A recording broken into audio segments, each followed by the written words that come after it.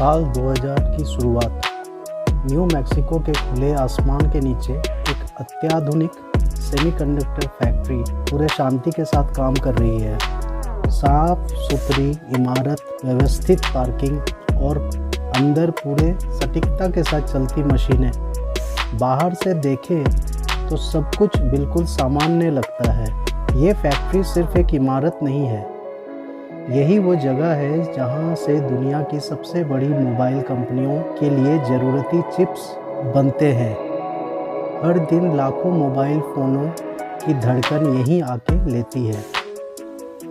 ना कोई शोर, ना कोई हड़बड़ी, बस योजनाओं के अनुसार चलता उत्पादन। सप्लाई चेन भी उतनी ही शांत दिखाई देती है। समय पर डिलीवरी, भरोसेमंद सप्लायर और स्थिर अनुमान। कंपनियां आश्वस्त है कि सिस्टम मजबूत है, जोखिम कहीं दिखाई नहीं देता।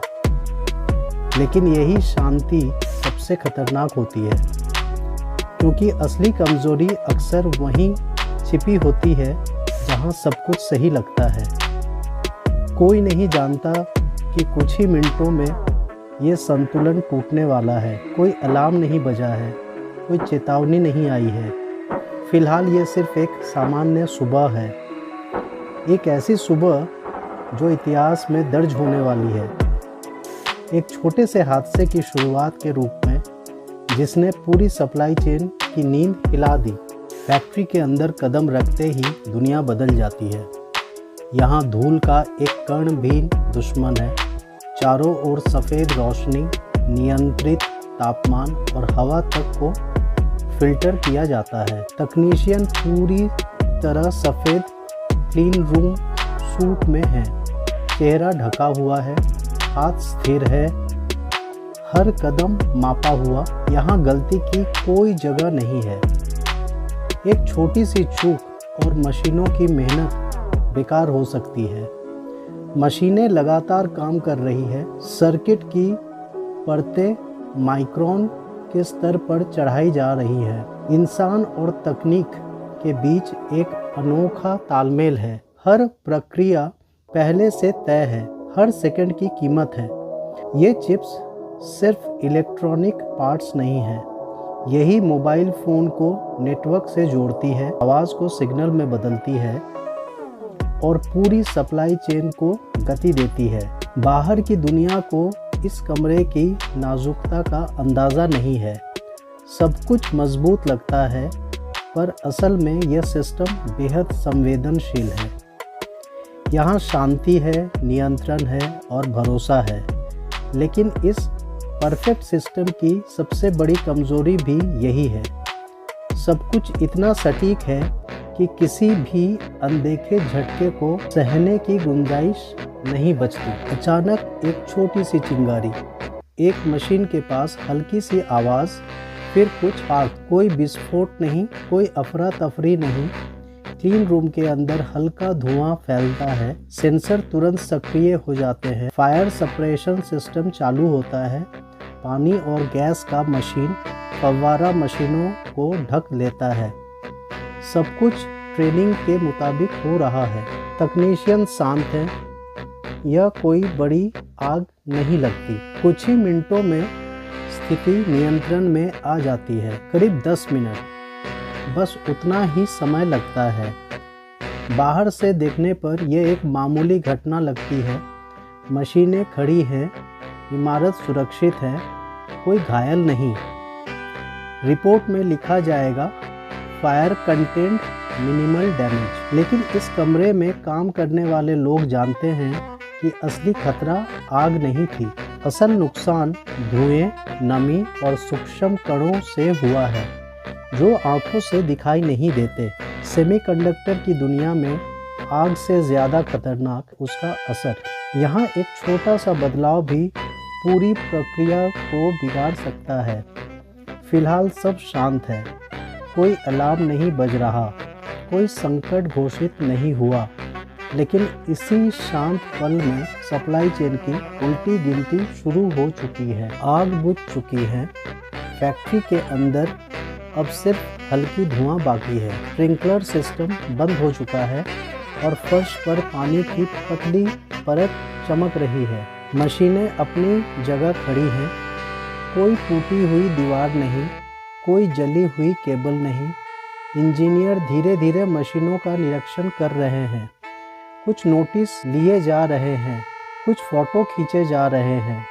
पहली नज़र में सब ठीक लग रहा है, पोर्ट्स तैयार हो रही हैं, नो मेजर स्ट्रक्चरल डैमेज। बाहर से देखने पर यह एक मामूली रुकावट जैसी लगती है, शायद कुछ दिनों की सफाई, शायद एक हफ्ते की देरी। यही अनुमान ऊपर तक पहुंचता है। कस्टमर को सूचना दी जाती है, प्रोडक्शन जल्द ही सामान्य हो जाएगा। लेकिन इस शांत माहौल में एक सच्चाई छुपी है। सेमीकंडक्टर मशीनें सिर्फ आग से नहीं डरती, नमी, धुआं और माइक्रोस्कोपिक कण इनके लिए जहर जैसी होती है। जो नुकसान हुआ है वो आंखों से नहीं दिखता, लेकिन वही नुकसान सबसे महंगा साबित होता है। फिलहाल सब कुछ काबू में लग रहा है, कोई इमरजेंसी घोषित नहीं होती, कोई वैकल्पिक योजना सक्रिय नहीं होती, और यहीं से असली समस्या शुरू होती है। क्योंकि जब खतरा छोटा लगता है तब प्रतिक्रिया भी छोटी ही रहती है। हजारों किलोमीटर दूर एरिक्सन के मुख्यालय में एक सामान्य मीटिंग चल रही है। कॉन्फ्रेंस रूम में प्रोडक्शन चार्टर्स टेबल पर फैले हैं। दीवार पर शुरुआती डिजिटल स्क्रीन पर ग्राफ दिखाई दे रहे हैं। एक अधिकारी अपडेट देता है, फिलिप्स प्लांट में छोटी सी आग लगी थी, हालात नियंत्रण में है, एक हफ्ते में सप्लाई नॉर्मल हो जाएगी। कमरे में कोई बेचैनी नहीं है, चेहरों पर भरोसा है, योजनाएं बदली नहीं जाती। यह मान लिया जाता है कि सप्लाई चेन मजबूत है। एक सप्लायर, एक घटना, कोई बड़ी बात नहीं। फ़ोन लॉन्च की तारीख वही रहती है, डिमांड फोरकास्ट नहीं बदले जाते, वैकल्पिक सप्लायर पर चर्चा तक नहीं होती। यह मीटिंग जल्दी ख़त्म हो जाती है क्योंकि संकट जैसी कोई महसूस ही नहीं होता। यही सबसे बड़ी गलती होती है, क्योंकि एरिक्सन आग को देख रहा है, उसके असर को नहीं। असल सवाल यह नहीं है कि फैक्ट्री सुरक्षित है या नहीं। असल सवाल यह है कि क्या पूरी सप्लाई चेन सुरक्षित है। लेकिन इस समय सब कुछ अंडर कंट्रोल माना जा रहा है, कोई अलार्म नहीं, कोई आपात योजना नहीं, और इसी झूठे आत्मविश्वास में कीमती समय हाथ से निकल रहा है, वह समय जिसे बाद में कोई वापस नहीं ला पाएगा। कागज़ पर सप्लाई चेन बहुत संतुलित दिखती है, कोई सप्लायर, कोई कॉन्ट्रैक्ट, अलग अलग लोकेशंस, सब कुछ सुरक्षित लगता है। लेकिन जब परतें हटती हैं तो एक अलग सच्चाई सामने आती है। इन्फोग्राफिक में कोई लाइंस एक ही बिंदु पर आकर रुक जाती है, एक ही फैक्ट्री, एक ही प्लॉट। यही छुपी हुई निर्भरता है। एरिक्सन को लगता है कि उसके पास मल्टीपल सप्लायर्स हैं। असल में क्रिटिकल चिप्स एक ही जगह बन रहे हैं। डिज़ाइंस ऐसा है कि बिना इसी चिप के प्रोडक्ट्स चल ही नहीं सकता। यह रिस्क रिपोर्ट्स में साफ नहीं लिखा होता, यह स्लाइड्स में हाईलाइट नहीं होता। यह तभी दिखता है जब बहुत देर हो चुकी है। इसे कहते हैं टायर 2 और टायर 3 रिस्क, जो फाइलों में नहीं, सिस्टम के अंदर छिपा रहता है। जब वो एक नोड रुकता है तो पूरी चेन रुक जाती है। फैक्ट्री से लेकर मार्केट तक सब ठहर जाता है। यह कोई तकनीकी फेलियर नहीं है, यह विजिबिलिटी की विफलता है। सप्लाई चेन टूटता नहीं है, वो धीरे धीरे जाम हो जाता है, और जब असर दिखता है तब तक विकल्प खत्म हो चुके होते हैं। अब तस्वीर बदल रही है। मशीनों के बेहद करीब से निरीक्षण किया जा रहा है।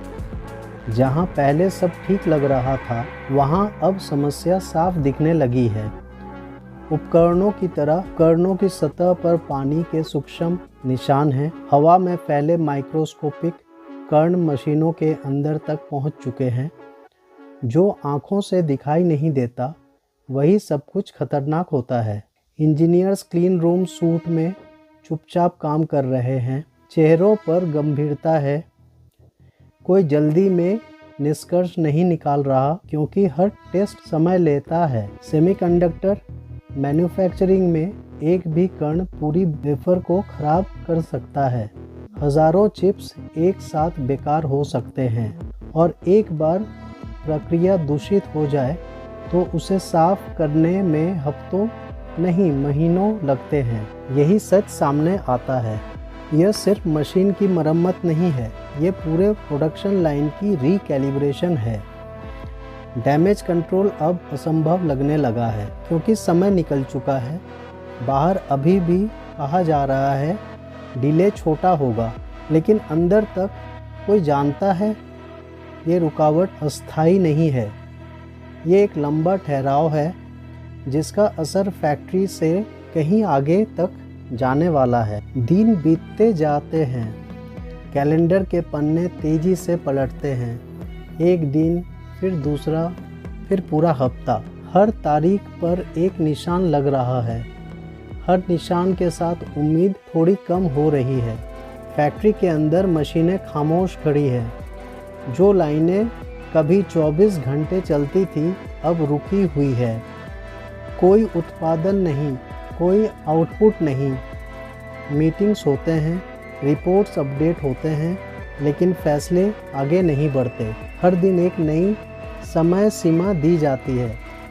अगले हफ्ते शुरू होगी, बस थोड़ी और सफाई बाकी है।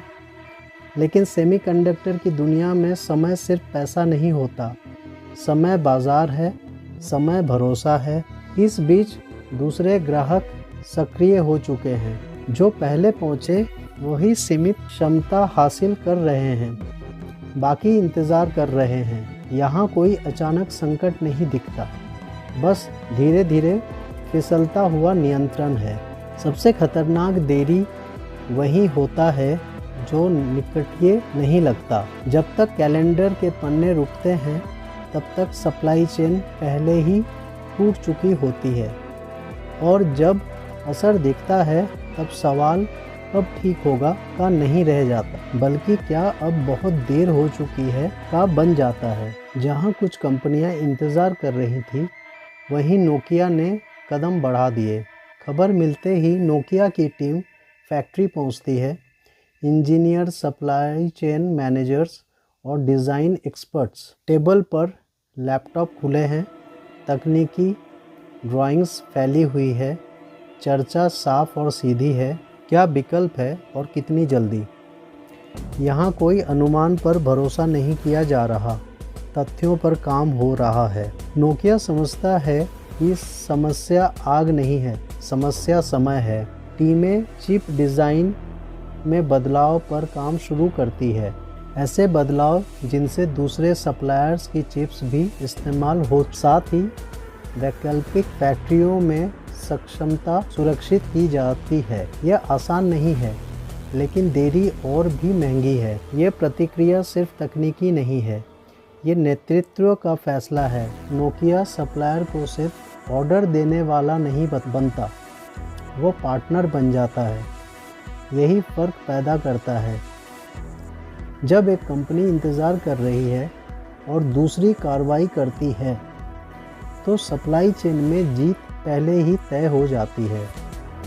इस समय नोकिया को यह नहीं पता कि असर कितना बड़ा होगा, लेकिन वह ज़रूर जानता है जो सबसे पहले हिलेगा वही बचेगा। मोबाइल स्टोर की लाइटें जल रही हैं, डिस्प्ले काउंटर सजे हुए हैं, लेकिन कुछ जगहें साफ दिख रही हैं खाली। एरिक्सन का लोगो मौजूद है, पर उसके नीचे फ़ोन कम हैं। कुछ मॉडल तो बिल्कुल गायब हैं। ग्राहक रुकते हैं, पूछते हैं ये मॉडल कब आएगा। सेल्स स्टाफ कंधा उचका देते हैं, अभी स्टॉक नहीं है।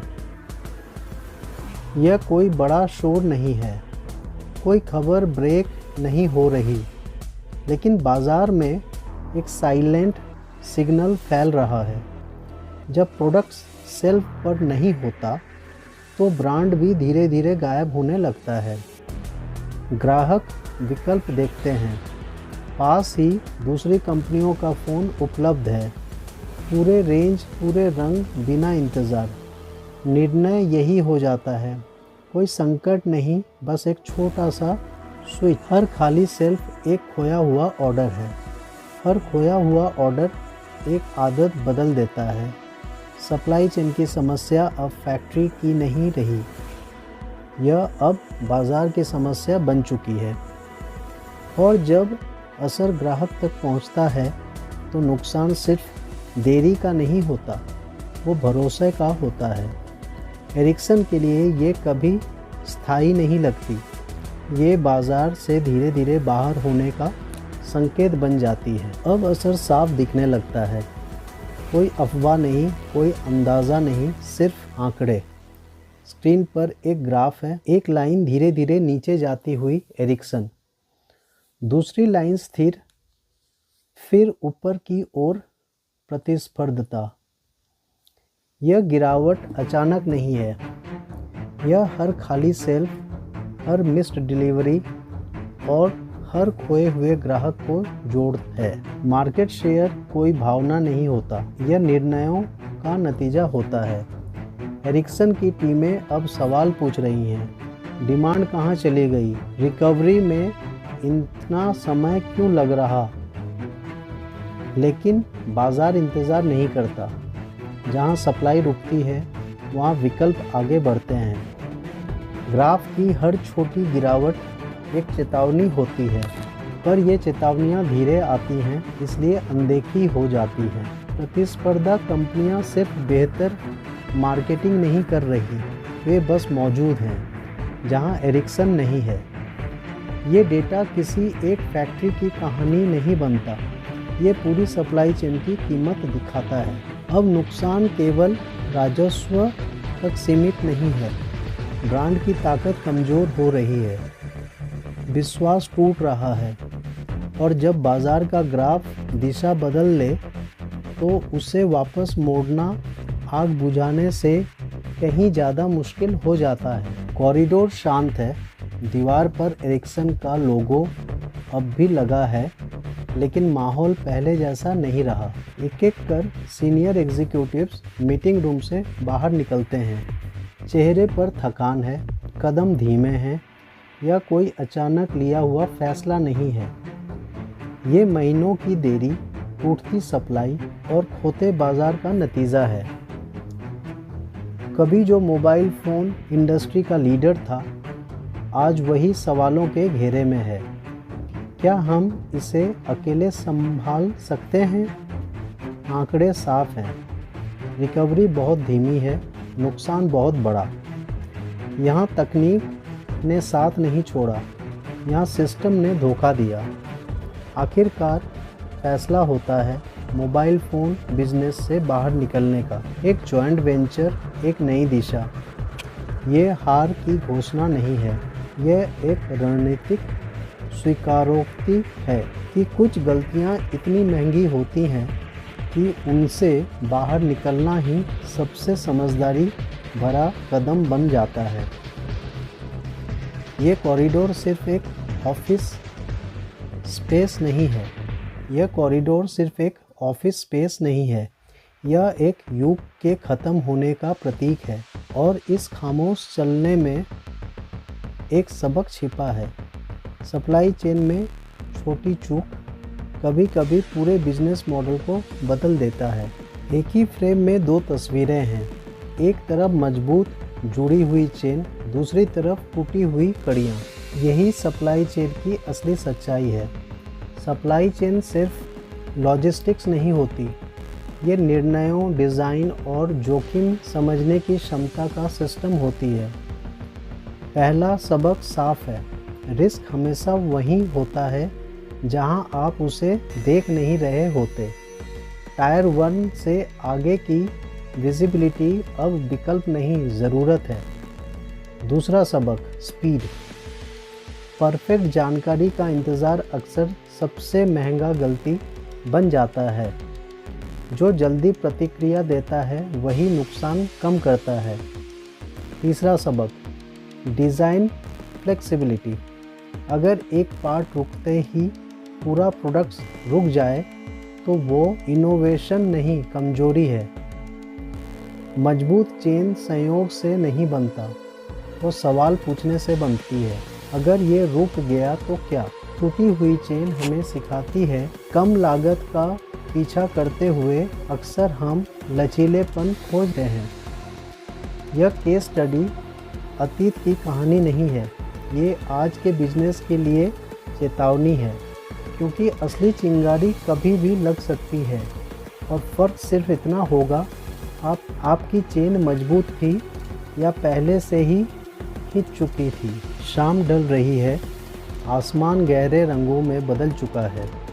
एक अकेली फैक्ट्री दूर से दिखाई देती है, लाइटें अभी भी जल रही हैं, सब कुछ शांत है, कोई सायरन नहीं है, कोई अफरा तफरी नहीं है, बस लंबी परछाइयाँ हैं जो ज़मीन पर फैलती जा रही हैं, बिल्कुल उसी तरह जैसे एक छोटा सा जोखिम पूरे बिजनेस पर फैल जाता है। ये कहानी किसी बड़ी आग की नहीं थी, ये कहानी थी एक सिस्टम की जो दिखने में मजबूत था पर अंदर से नाजुक। सिर्फ 10 मिनट की घटना और असर सालों तक चला। सबसे खतरनाक संकट वही होता है जो चुपचाप आता है, जो अलार्म नहीं बजाता, जो मीटिंग्स में मैनेजेबल कहलाता है। आज भी दुनिया भर की सप्लाई चेन इसी शांति में चल रही है। सब कुछ ठीक लगता है जब तक अचानक रुक ना जाए। ये फैक्ट्री सिर्फ एक लोकेशन नहीं है, ये एक चेतावनी है। सवाल यह नहीं कि अगला झटका आएगा या नहीं, सवाल ये है कि जब वो आएगा तो आपकी सप्लाई चेन कितनी तैयार होगी। क्योंकि बिजनेस में आग हमेशा तेज नहीं होता, कभी कभी वो बस चुपचाप सब कुछ बदल देता है। ये केस स्टडी आपको कैसी लगी कमेंट करके बताइए और चैनल को शेयर सब्सक्राइब कीजिए। धन्यवाद।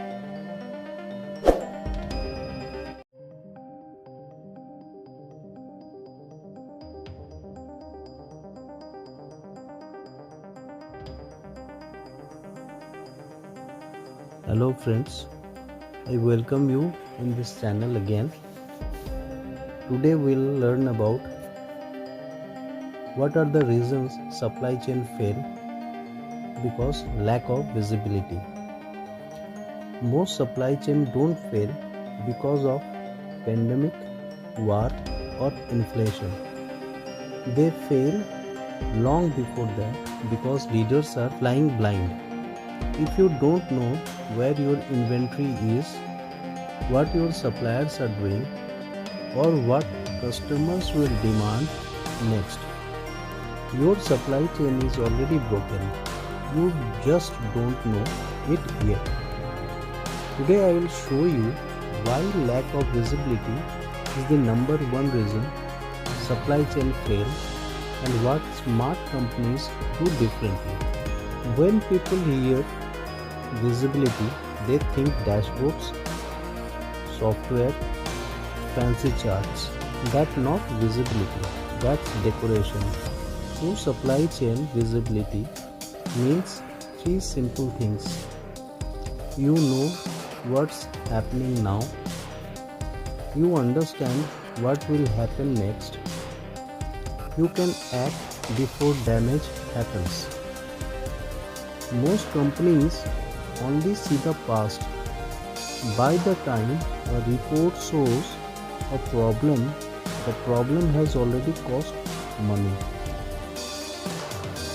Let's be honest about where visibility collapses. Fragmented systems. ERP says one thing, warehouse management system says another, Excel says something else. No single version of truth. Supplier black boxes. Most companies don't see beyond Tier 1 suppliers. Tier 2 and Tier 3 delayed data. Weekly reports in a world that changes hourly. The hidden cost of poor visibility that really hurts. Lack of visibility doesn't just cause delays, it silently destroys performance. Excess inventory. Overstock because you don't trust the data. Stockouts. Sales promises what operates can't deliver. Expediting and firefighting. Air freight, premium suppliers, emergency decisions. Lost trust. Customers lose confidence. Suppliers lose patience. Team burns out. Most leaders see the cost line but not the cause. Real world example which can be more relatable. I have seen companies with world class brand fail at this. Inventory looked healthy on papers but stores were empty. Why? Because demand signals were late, supplier delays were hidden, and nobody connected the dots.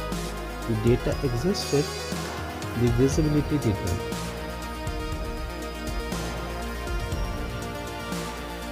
What good visibility actually looks like? Let's flip the script. End-to-end view, from supplier to factory, factory to warehouse, warehouse to customers, no blind spots. Real time, not real late. Exceptions flagged immediately, not in the next month review. Actionable, not decorative. If data does not trigger decisions, it useless. Shared visibility, sales, procurement, logistics, same truth, same numbers. Visibility isn't about technology first, it's about decision speed. How to start fixing visibility? You don't fix visibility by buying tools blindly. Step 1. Map blind spots. Where do surprises come from? That's where visibility is missing. Step 2. Fix data discipline. Bad input is equals to bad output always. Step 3. Prioritize exceptions. Track what can break your supply chain, not everything. Step 4. Involve people. Visibility fails when teams don't trust the system.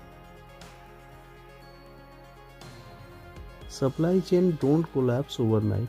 They collapse quietly when leaders stop seeing clearly. If visibility is weak, every decision becomes a gamble. If this video helped you see your supply chain differently, subscribe to this channel. Here we don't talk theory, we fix what actually breaks supply chain. Drop a comment. Where do you feel blind in your supply chain right now? Thanks. Stay connected. No, I don't take shit. I got no love for the fakeness. If you wanna play tough and wanna hate this, I'll always show up. I don't ever slow up. No, I don't take shit. I got no love for the fakeness. If you wanna play tough and wanna hate this. Let me ask you a simple question. If I stop your supply chain today and ask, where exactly is your inventory? Which supplier is about to fail? Which customer order is at risk right now? If your answer starts with, let me check the system, or worse, I will get back to you tomorrow, you are not managing supply chain. You are guessing. This is data blindness, and it's one of the biggest reasons modern supply chain fails quietly. Today I will break down what data blindness really means, why dashboards don't fix it, the hidden cost no one talks about, and how to actually regain visibility. Stay till the end because the solution is not another tool. What is data blindness? Data blindness doesn't mean no data. Most companies are drowning in data. ERP report, Excel sheets, supplier portals, transport updates, quality logs. The problem is this: you have data, but you don't have clarity. Data blindness happens when information is delayed, data is fragmented across systems, teams don't trust the numbers, decisions are made on update snapshots. So you think you see your supply chain, but you are actually looking in the rear view mirror. By the time a problem appears in a report, the damage is already done. The illusion of visibility. Here is the uncomfortable truth. Dashboards give the illusion of control. Green, yellow, red indicators look impressive in meetings. But ask this: is the data real time? Is it end to end? Is it connected across functions? Most dashboard shows procurement data in isolation, logistics data in isolation, manufacturing data in isolation. That's not visibility, that's silos with better graphics. Real visibility means seeing how one delay triggers 10 downstream problems instantly. Where data blindness starts? Data blindness usually starts in 4 places. First, fragmented systems. ERP doesn't talk to WMS. TMS doesn't talk to suppliers. Spreadsheets fill the gaps and introduce errors. Second, manual data entry. Any process that depends on human update status is already broken. People update late or not at all. Third, supplier opacity.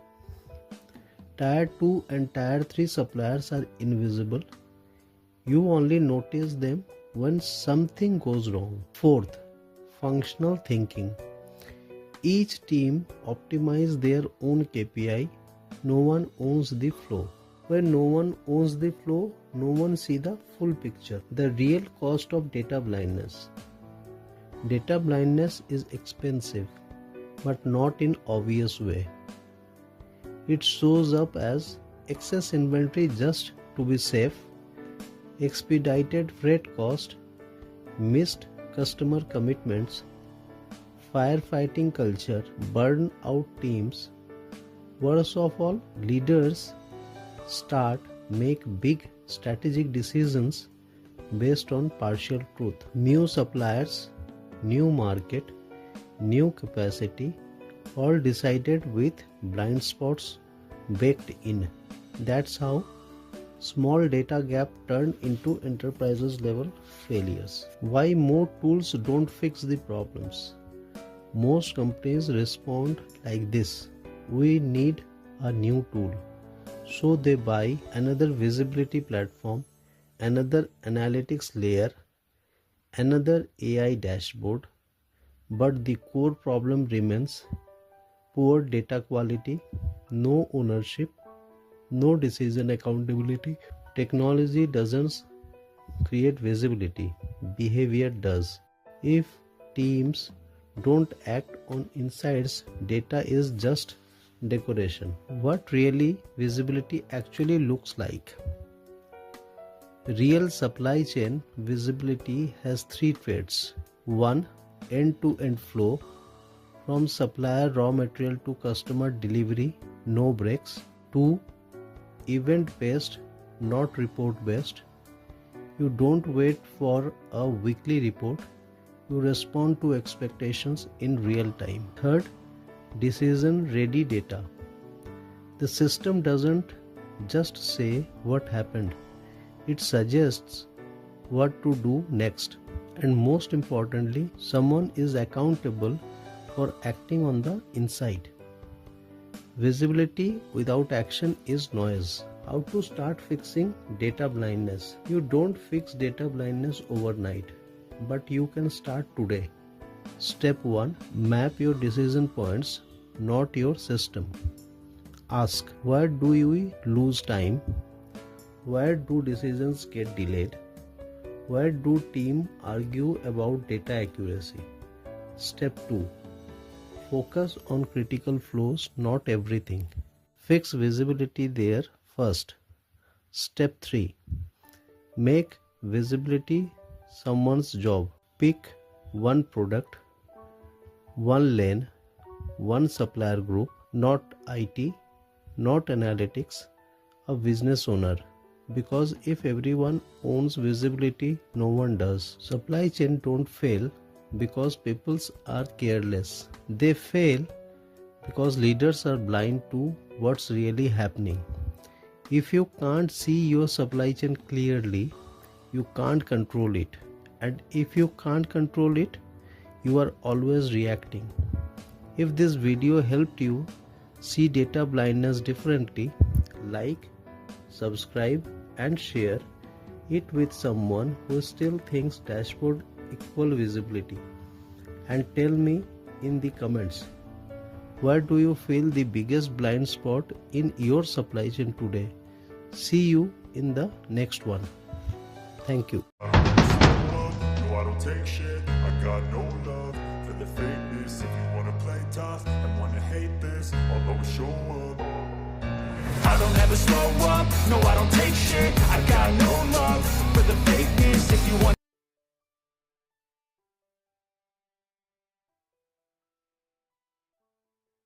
Let me start with a reality check.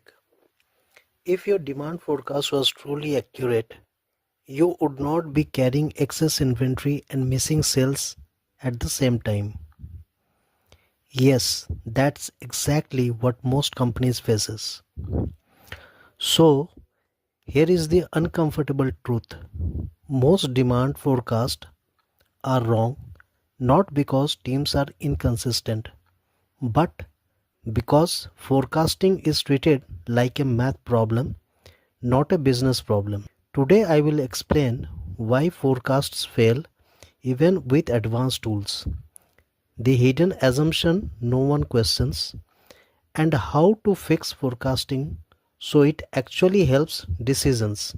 Isn't about chasing 100% accuracy, it is about making better calls with uncertainty. What forecasting is supposed to do. Before we talk about what's broken, let's clarify something.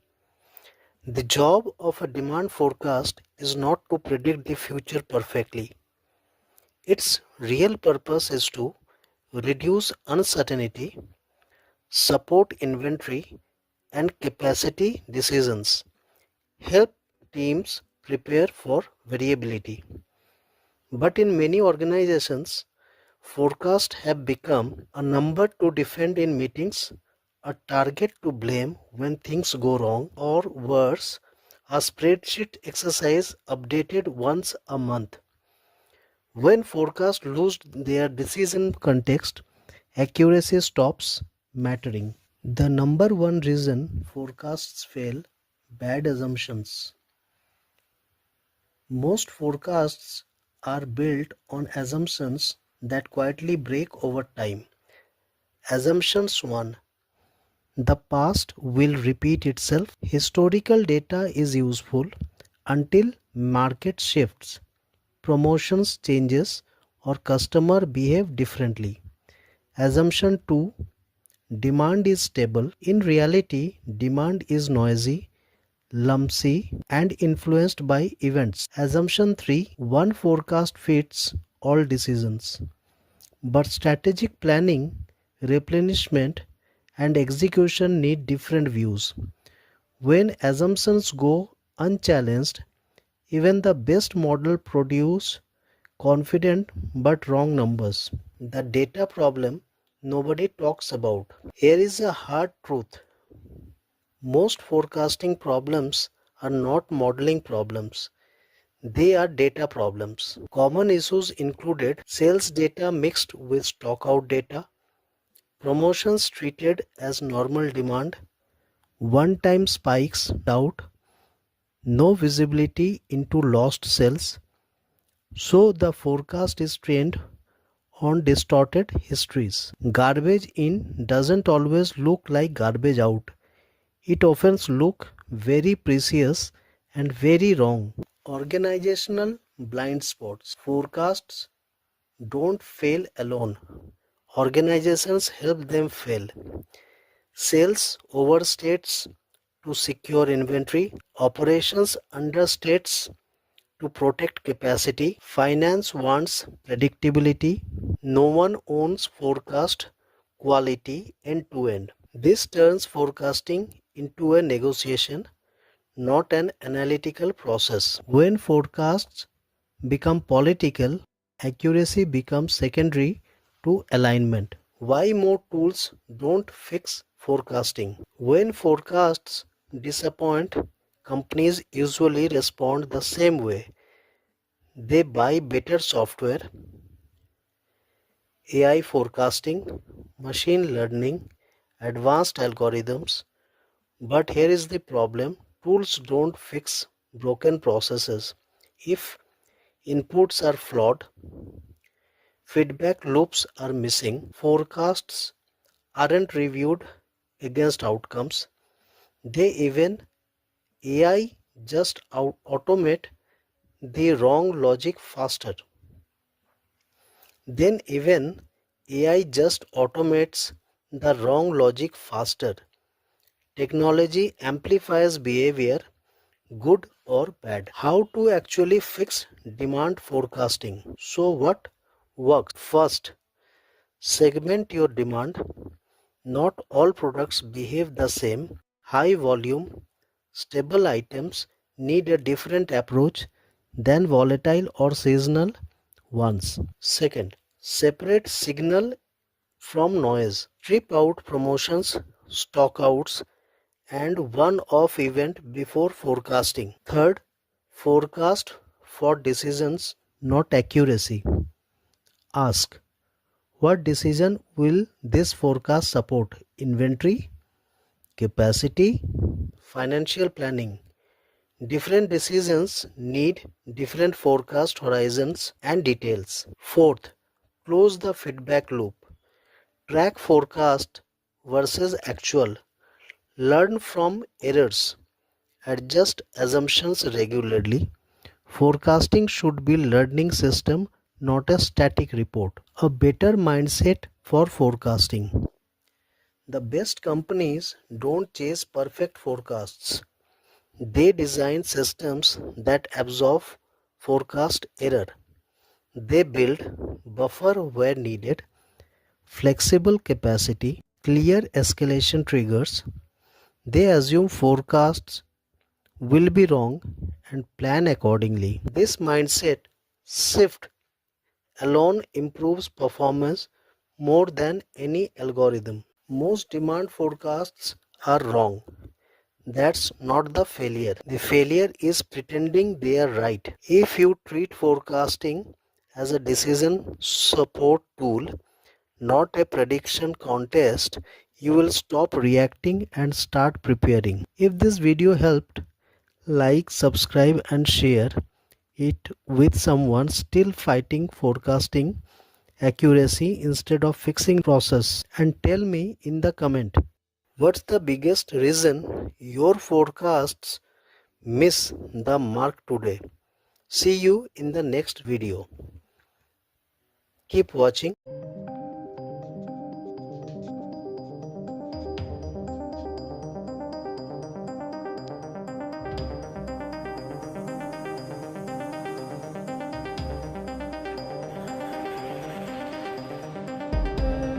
Hello friends, welcome back to my channel. What if I told you biggest business loss isn't rising cost, it is your forecast. Most companies still rely on old data, outdated models and gut feelings, and they don't realize how expensive that mistake really is. Today we'll break down why bad forecasting quietly destroys profit, real world example you will recognize, and how modern demand forecast like it is in 2010. This video is for you. Demand forecasting is simply predicting what customers will buy, how much and when. For every decision depends on it.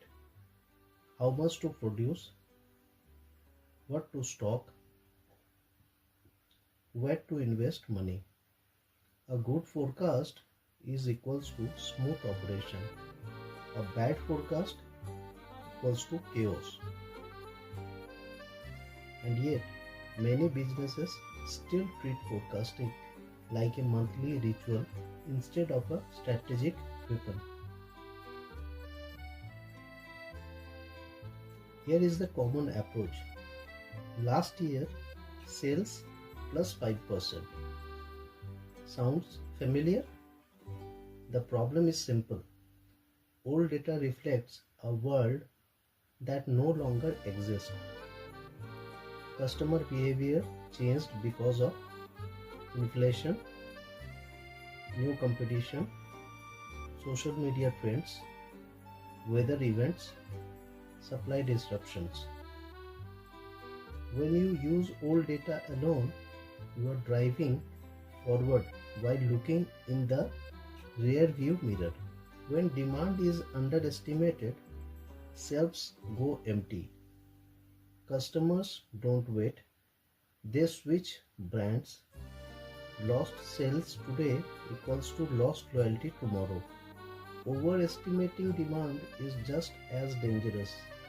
Excess inventory locks cash, products expire, get damaged, or are sold at a loss. Your profit quietly leaks away. Bad forecasts create constant firefighting, expediting shipments, last minute production changes, higher logistics costs. Teams stay busy but nothing improves. Imagine a retail brand forecasting winter jacket using last year's numbers. Last year, harsh winter. This year, mild temperatures. Results: warehouses full of unsold jackets, heavy meltdowns, profit wiped away. The data wasn't wrong, it was out of context. Traditional forecasting fails because of it ignores real-time signals. Most models don't include online search trends, promotional impact, regional demand differences, market sentiment. They assume that the future will behave like the past. That assumption is dangerous. Modern forecasting combines multiple signals, not just sales history but real-time sales, marketing campaigns, weather data, economic indicators, even social media trends. AI doesn't replace planners, it supports them with better visibility. The goal isn't perfect forecasts, it's faster, smarter decisions. You don't need a massive transformation to start. Step 1. Stop using only historical data. Step 2. Shorter forecast cycles. Step 3. Track forecast accuracy. Step 4. Connect sales, marketing and supply team. Forecasting is not a spreadsheet task. It's a business process. Forecasting doesn't fail today. Bad forecasting doesn't fail loudly.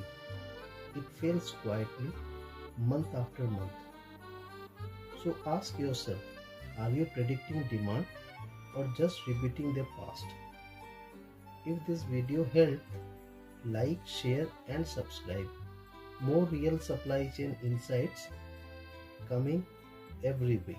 Thank you for joining. See you in the next video.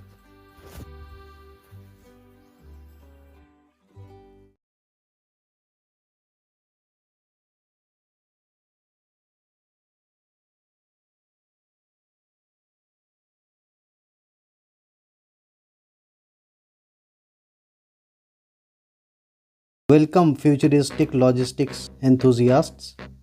Take a moment to think about everything you have ordered online in the last year. From your new gadgets to your groceries, each item travels through a complex journey, often starting and ending in a warehouse. But behind the scenes, these hubs are facing unprecedented challenges, exploring e-commerce, global supply chain disruptions, and the constant pressure for fast, cheaper delivery. The transitional warehouse, with its manual processes and human limitations, is reaching its breaking point. But what if there was a way to make these operations not just efficient but intelligent? What if we could predict demand, optimize every moment, and eliminate errors, all while working seamlessly with humans? Today, we are stepping into the future, exploring the revolutionary world of the AI-powered warehouse. So, what exactly is an AI-powered warehouse? It's not just about adding a few robots, it's about integrating artificial intelligence into every single facet of warehouse operations. Think of AI as the brain constantly learning, analyzing, and making decisions that optimize efficiency, accuracy, and safety. At its core, an AI-powered warehouse leverages vast amount of data from sales figure and customer behavior to inventory level and even weather patterns to make intelligent, predictive decisions. It's about moving beyond reactive problem solving to proactive optimization. It's a system that does not just store products, it understands them, tracks them, and anticipates their next move. One of the most powerful applications of AI in the warehouse is its ability to predict the future. No, not with a crystal ball, but with sophisticated algorithms and vast data sets. There is whether predictive analytics and demand forecasting come into play. Imagine an AI that can analyze years of sales data, factor in seasonal trends, promotional campaigns, even external events like holidays or economic shifts to accurately predict what products will be needed and when. This means not more guessing games, no more overstocking expensive items, and crucially, no more running out of popular products, disappointing customers. AI can even optimize storage locations based on these predictions. Fast moving items are placed closer to shipping areas, while slower moving inventories is stored more efficiently. This isn't just about knowing what you have, it's about knowing exactly what you will need, where it should be, and ensuring it's ready for its journey. While AI provides the brain power, the physical execution often falls to its robotic counterparts. The AI powered warehouse is bustling with an army of automated helpers transforming every aspect of physical labor, from autonomous mobile robots or AMRs that effortlessly transport entire shelves or pallets across vast warehouse floors, to sophisticated picking robots that can precisely select individual items. These machines are dramatically increasing throughput and accuracy. They navigate using AI algorithms, constantly updating their routes to avoid obstacles and optimize movements. And it's not just about replacing human labor, it's about augmenting it. Robots handle repetitive, strenuous, or dangerous tasks, freeing human workers to focus on more complex problem solving, quality control, and customer service. These robots are constantly communicating with the central AI system, reporting their progress, battery levels, and even identifying potential issues. This seamless integration ensures a harmonized and highly efficient operation running 24/7 without fatigue. For AI to make intelligent decisions, it needs accurate real-time information about its environment. This is where computer vision and the Internet of Things (IoT) become the eyes and ears of AI-powered warehouse. High-resolution cameras powered by AI can instantly identify products, verify their quantity, and even detect damage or defects with incredible accuracy. Imagine a system that can scan thousands of items per minute, ensuring every single package is exactly what it should be without human error. Beyond basic identification, computer vision can also monitor worker safety, detect misplaced items, and even analyze traffic patterns within the warehouse to optimize robot movement. Meanwhile, countless IoT sensors embedded in shelves, equipment, and even the products themselves collect data on everything from temperature and humidity to movement and location.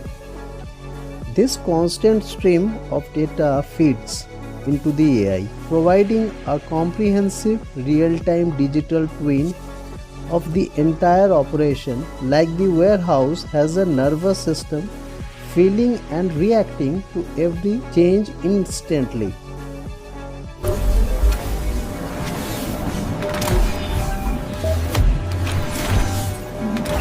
All these individual components, the predictive analytics, the robots, the sensors, need a central brain to orchestrate them. This is where advanced warehouse management system supercharged by AI come in. Thinking of the AI-powered WMS as the conductor of massive orchestra, it takes all the data input, runs complex algorithms, and makes thousands of real-time decisions every second. When an order comes in, the AI doesn't just process it, it optimizes it. It determines the most efficient picking route for the robot, allocate tasks to the nearest available worker or machine, and even calculates the optimal packaging size and shipping methods. The system is constantly learning and adapting. If a robot's battery is low, the AI reroutes tasks. If there is an unprecedented surge in orders, it reallocates resources. This continuous optimization minimizes delays, reduces operational costs, and ensure that every package moves through the warehouse with unparalleled speed and precision. It's about creating a perfectly synchronized dance of technology and logistics. Now, some might worry that AI and automation will eliminate human jobs. But in the AI-powered warehouse, the reality is far more nuanced and frankly empowering. AI isn't replacing human workers. It's transforming their role and elevating their capabilities. Humans are freed from the dull, dirty, and dangerous tasks. Instead, they become supervisors of robot fleet, data analysts, problem solvers, and quickly control experts. AI tools like augmented reality glasses, can provide real-time picking instructions, guiding workers to the exact item and verifying it instantly, drastically reduce errors and training times. This shift leads to more engaging, less physically demanding and higher skilled jobs. The human element remains crucial for oversight, strategic decision makings, handling exceptions, and ensuring the smooth operations of these sophisticated systems. AI empower workers to be more productive, make better decisions, and contribute to a safer, more efficient work environment. AI integration here has been remarkable. It's significantly reduced the physical strain on the team, boosting our overall productivity and job satisfaction. The benefits of embracing AI in warehousing are simply transformative. For businesses, this isn't just about keeping up. It's about leaping ahead of the competition. We are talking about unprecedented efficiencies, with goods moved through the system faster than even before, significantly reduced operational cost, from optimizing energy consumptions to minimizing labor expenses and drastically cutting down on costly errors.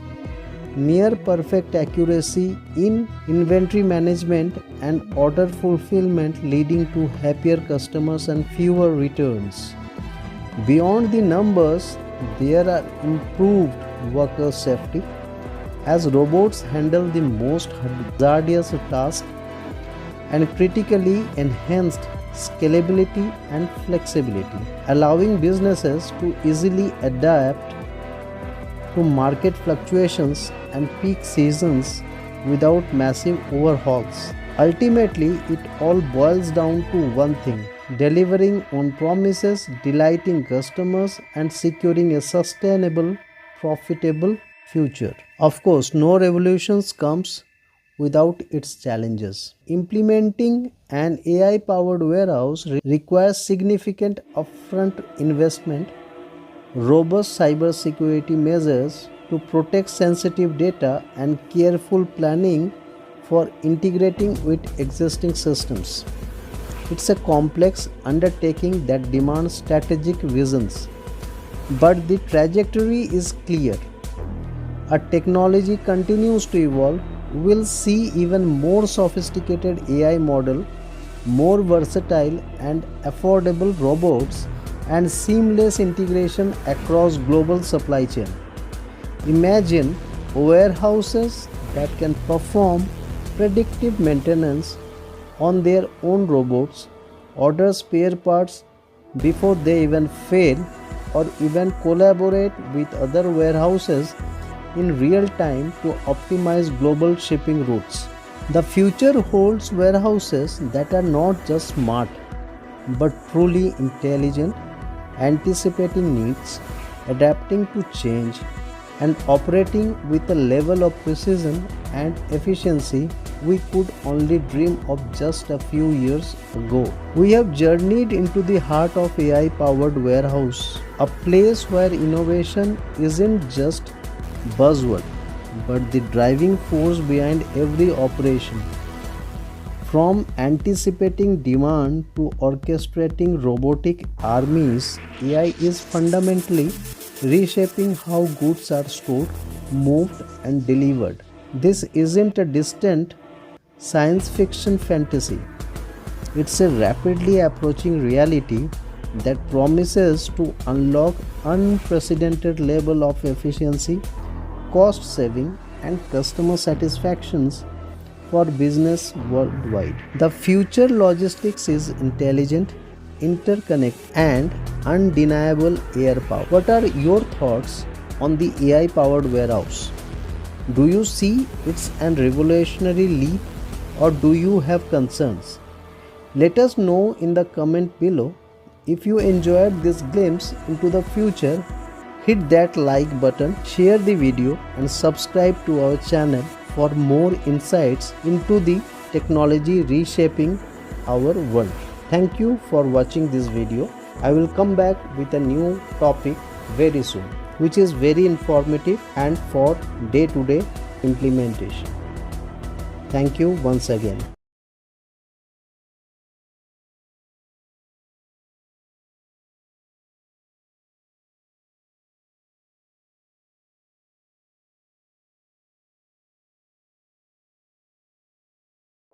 सोचिए, एक brand जो decade से reliability का symbol था, एक नाम जिसका मतलब था पीस ऑफ माइंड, और फिर एक दिन वही ब्रांड हेडलाइंस में आता है। Unintended acceleration, fatal accident, global recall. 2009-10 का टोयोटा रिकॉल क्राइसिस सिर्फ एक ऑटोमोबाइल इशू नहीं था, ये एक ट्रस्ट क्राइसिस था, एक कल्चर क्राइसिस था, और एक ऐसा मोमेंट जहां दुनिया ने पहली बार पूछा, क्या टोयोटा भी फेल हो सकती है? आज की इस केस स्टडी में हम देखेंगे क्राइसिस कैसे शुरू हुआ, सिग्नल्स जो इग्नोर हो गए, और सबसे इम्पोर्टेंट, टोयोटा ने इस डिज़ास्टर से कैसे सरवाइव किया। ये स्टोरी सिर्फ कार की नहीं है, ये स्टोरी है सिस्टम, स्केल और ओवर कॉन्फिडेंस की। टोयोटा, परफेक्शन का ब्रांड। 2000 के शुरुआत में टोयोटा एक अनस्टॉपेबल फोर्स थी। वर्ल्ड्स लार्जेस्ट ऑटोमेकर बनने की रेस, consistent profitability, low defect rates, legendary Toyota production system TPS। Toyota का एक सिंपल बिलीफ था, build quality into the process, और ये सिर्फ एक स्लोगन नहीं था, ये कल्चर था। फैक्ट्रीज में andon cords, zero defect mindset, continuous improvement, kaizen. Toyota Corolla, Camry, Prius, ये कार्स नहीं थी, प्रॉमिसेस थी। कस्टमर्स का माइंडसेट था, टोयोटा लो टेंशन फ्री रहो।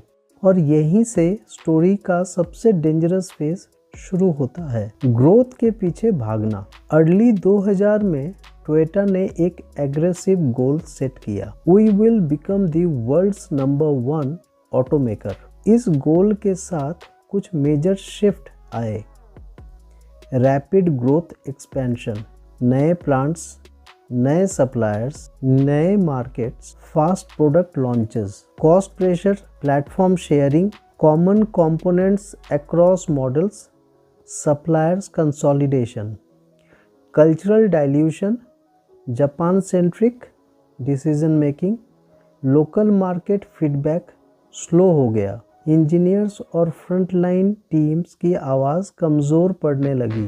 टोयोटा का सिस्टम स्ट्रॉन्ग था, लेकिन सिस्टम स्पीड के लिए डिज़ाइन नहीं हुआ था, और जब स्पीड और स्केल एक साथ आते हैं तो क्रैक्स क्वाइटली डेवलप होते हैं।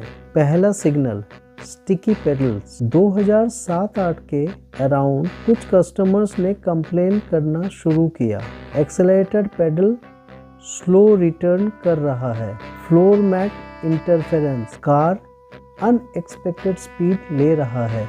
इनिशियली ये कंप्लेंट्स आइसोलेटेड लग रही थी। टोयोटा का response, driver error, floor mats का इशू होगा, रेयर केसेस हैं, और यहाँ पहले मिस्टेक हुआ।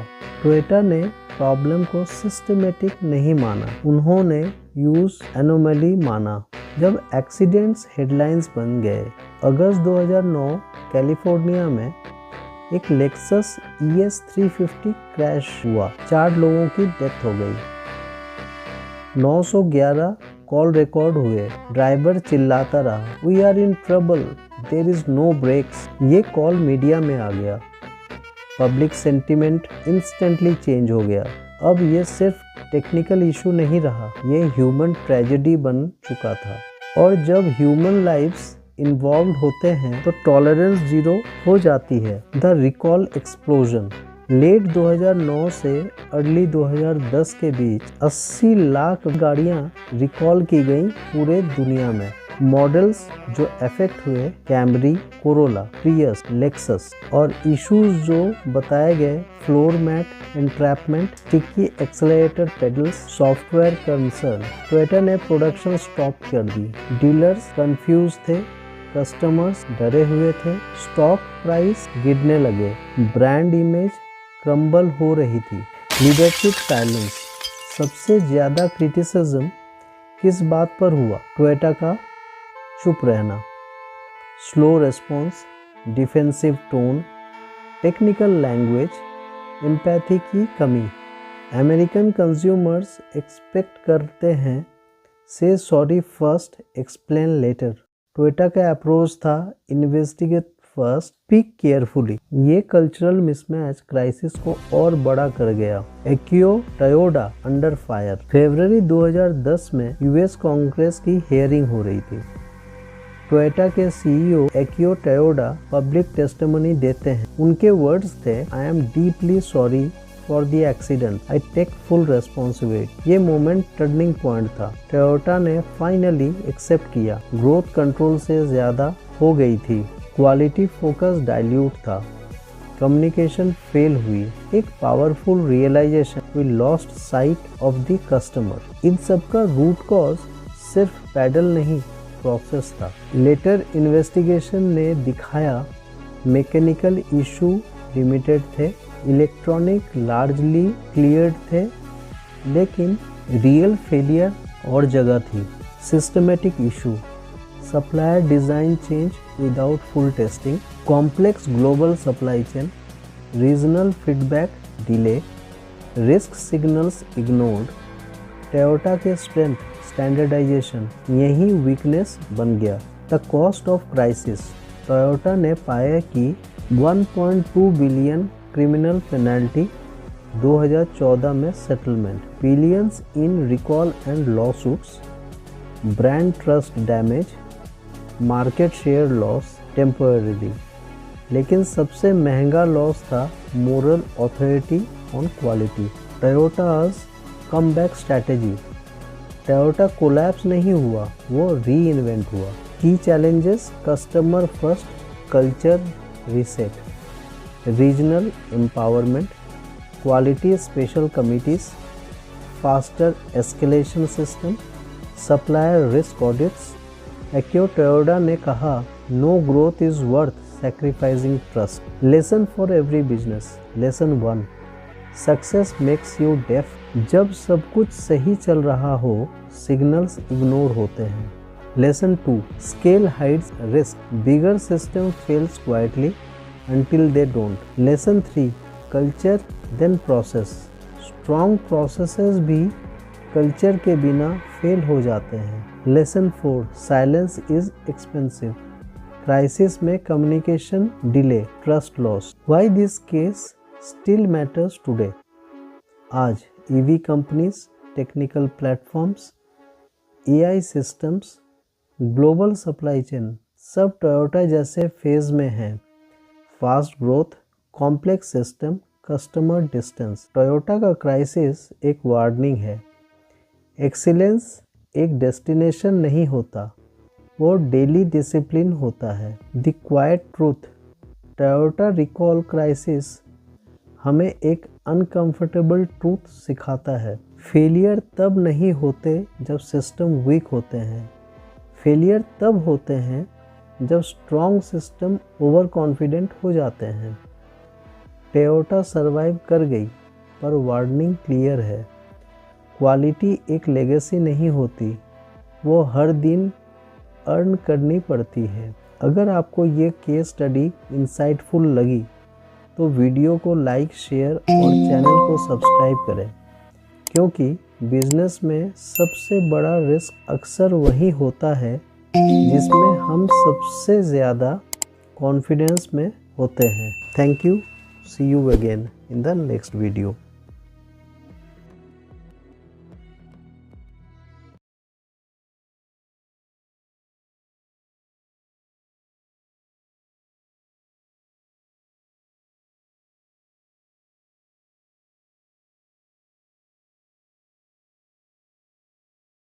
सोचो ज़रा, अगर मैं आपसे कहूँ कि ग्लोबल सप्लाई चेन ब्रोकन नहीं है, वो आईसीयू में है, लाइफ सपोर्ट पे है। रोज़ हम सुनते हैं रिकवरी हो रही है, सिस्टम्स स्टेबल हो रहे हैं, टेक्नोलॉजी आ रही है, शिप्स चल रही है, फैक्ट्रीज ओपन है, वेयरहाउस भरे हुए हैं, फिर भी सिस्टम सांस लेने में स्ट्रगल कर रहा है। आज का वीडियो पैनिक के लिए नहीं है, ये रियलिटी चेक के लिए है, क्योंकि जब तक हम ये नहीं समझेंगे कि सप्लाई चेन डेथ बेड तक कैसे पहुंची, तब तक हम इससे बच नहीं पाएंगे। एक सिंपल सवाल, अगर आपके डैशबोर्ड ग्रीन है तो क्या आपकी सप्लाई चेन हेल्दी है? मोस्ट कंपनीज का जवाब होता है यस। मोटिव ठीक है, कॉस्ट कंट्रोल में है, इन्वेंट्री टर्न इम्प्रूव हो रहा है, लेकिन सच यही है, ये मैट्रिक्स सिर्फ ऊपर का ग्लो दिखाता है, अंदर के फ्रैक्चर्स छुपा देते हैं। हमने सप्लाई चेन एक्सेल के लिए डिज़ाइन की, रियलिटी के लिए नहीं। एफिशिएंसी को भगवान बना दिया, रेजिलियंस को इग्नोर कर दिया, बफर्स हटा दिए, बैकअप सप्लायर्स हटा दिए, फ्लेक्सिबिलिटी को वेस्ट बोल दिया। रिजल्ट एक ऐसा सिस्टम जो फास्ट है पर फ्रेजाइल है, जैसे एक एथलीट जिसका इम्यून सिस्टम ज़ीरो हो। सप्लाई चेन एक दिन में नहीं टूटी, उसे धीरे धीरे आईसीयू तक पुश कर दिया गया। सबसे पहले आया कोविड, पूरे वर्ल्ड में फैक्ट्रीज बंद, पोर्ट्स जैम, लेबर गायब। कंपनीज को पता चला उनके पास सिंगल सप्लायर था और कोई बैकअप नहीं। और सबसे स्केरी बात, उन्हें अपने सप्लायर के सप्लायर का भी आइडिया नहीं था। फिर आया geopolitical shocks, trade war, sanctions, red sea disruption, energy crisis. Supply chain जो स्टेबिलिटी के लिए बनी थी, अब परमानेंट अनसर्टेनिटी में काम कर रही है। फ्रेट कॉस्ट एक्सप्लोड हो गया, लीड टाइम डबल हो गया, और फिर भी बहुत सी कंपनीज बस वेट करती रही, सब नॉर्मल हो जाएगा। नहीं हुआ, और शायद होगा भी नहीं। अब थोड़ा अनकंफर्टेबल ट्रूथ, सप्लाई चेन सिर्फ एक्सटर्नल शॉक से नहीं टूटी, उसने खुद को भी नुकसान पहुंचाया। जस्ट इन टाइम को हमने रिलीजियन बना दिया, जीरो इन्वेंट्री को स्मार्ट बना दिया, बफर वेस्ट है, supplier squeezing profit, relationship secondary. Risk को हमने इतना आगे पुश कर दिया कि कोई भी उसे अब्जॉर्ब नहीं कर पाया। क्वार्टरली रिजल्ट इम्पोर्टेंट थे, लॉन्ग टर्म सर्वाइवल नहीं। और जब क्राइसिस आई, ना कुशन था, ना प्लान बी, ना ब्रीदिंग स्पेस। सच यही है, सप्लाई चेन डिसरप्शन की वजह से नहीं टूटी, वो इसलिए टूटी क्योंकि हमने उसे रियलिटी के बिना डिज़ाइन किया। फिर कंपनीज ने कहा टेक्नोलॉजी सॉल्व करेगी, AI, automation, advanced planning tools. और हाँ, टेक्नोलॉजी पावरफुल है, पर सिर्फ तब जब प्रोसेस सही हो। यहाँ हुआ क्या, ब्रोकन प्रोसेस को डिजिटल बना दिया, बैड डेटा को एक्सपेंसिव सिस्टम में डाल दिया, डैशबोर्ड्स आए, इंसाइट्स आए, पर डिसीजंस फिर भी लेते रहे। ऑटोमेशन ने लोग हटा दिए, पर डिसीजन क्वालिटी इम्प्रूव नहीं हुई। एआई बिना विजिबिलिटी के गेसिंग करता है, ऑटोमेशन बिना गवर्नेंस के केओस बन जाती है। टेक्नोलॉजी क्योर नहीं है, वो सिर्फ एक एम्पलीफायर है, और अगर बेस वीक है, फेलियर और फास्ट हो जाता है। तो सवाल यही है, क्या सप्लाई चेन डेड है? नहीं, लेकिन ये लास्ट वार्निंग स्टेज पर है। या तो हम प्रिटेंडिंग बंद करें या फिर सिस्टम को रीबिल्ड करें। फ्यूचर सप्लाई चेन सबसे चीप नहीं होगी, वो सबसे एडेप्टेबल होगी, मल्टी सोर्सिंग होगी, रीजनल नेटवर्क होंगे, रियल टाइम विजिबिलिटी होगी। एआई ह्यूमन डिज़ाइन को सपोर्ट करेगा, रिप्लेस नहीं। और सबसे इम्पोर्टेंट, सप्लायर प्रेशर नहीं, सप्लायर पार्टनरशिप। रेजिलियंस वेस्ट नहीं है, वो इंश्योरेंस है। एक last thought, supply chain disruption से नहीं मर रही, डिसरप्शन नॉर्मल है। सप्लाई चेन इसलिए मर रही है क्योंकि हमने उसे ज़ीरो मार्जिन के साथ बनाया।